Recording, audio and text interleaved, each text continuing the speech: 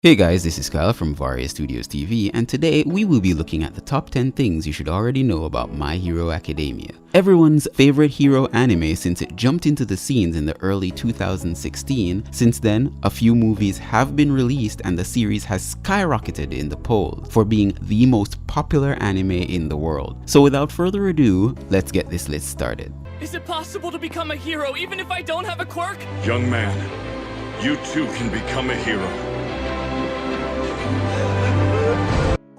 Number 1. The settings is centered on the concept of superpowers called quirks. In short, about 80% of the population in My Hero Academia possesses such a superpower. This in itself changed society on a whole. Some people have quirks from birth, but most people will see their quirks manifest at about the age of 4. Not all quirks are the same, of course, and they are categorized into a few essential groups: mutant, transformation, and emitter. One of the newer categories would include activation and awakened.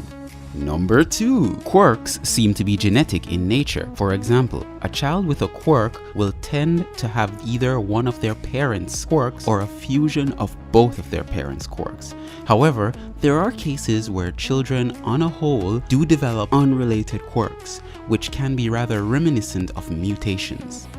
Number 3. No one knows the exact cause of quirks. It started showing up out of nowhere. There is some speculation though that it is a virus carried by mice, but so far that remains nothing more than speculation. Regardless, it is perhaps unsurprising to learn that the appearance of quirks resulted in a fair amount of chaos because of the sudden surge of superpowered criminals. This is what started the parallel of superheroes. Number 4. The quirkless have a rough time in the My Hero Academia settings. Generally speaking, the evidence suggests that they are either pitted upon or seen as being worthless, neither of which are particularly pleasant for a person who would be on the receiving end. Number 5. Unfortunately, the genetic nature of quirks has resulted in what the series calls quirk marriages, meaning marriages which partners were chosen for the sole purpose of enhancing the quirks that will be passed on to the next generation. Unsurprisingly, this resulted in some serious family issues, which are explored through the side character named Shoto Todoroki. Number 6. The protagonist, Izuku, was bullied throughout his childhood because of his quirklessness. However, the events of the series see him gaining a quirk of a rather unusual nature. It is called One for All, from a superhero named All Might, who chooses him to inherit the quirk because of a moment of bravery. This is the same way that All Might received One for All, meaning that he was once quirkless as well.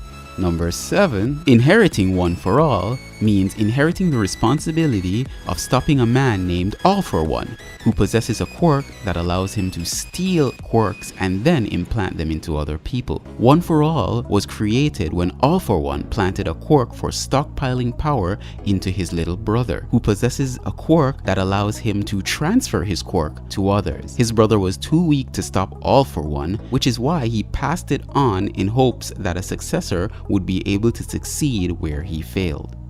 Number 8. Quirk users tend to be adapted to use their own quirk. Unfortunately, this isn't perfect, which is why some people have quirks that they can't control well on their own. As for the quirkless, well, to say the least, they have even more lacking in such adaptations, meaning that it's hard to learn to master a quirk and it can come with some serious challenges. For proof, consider how Izuku can't control the full power of One for All without inflicting some serious damage on himself when he first inherited the quirk.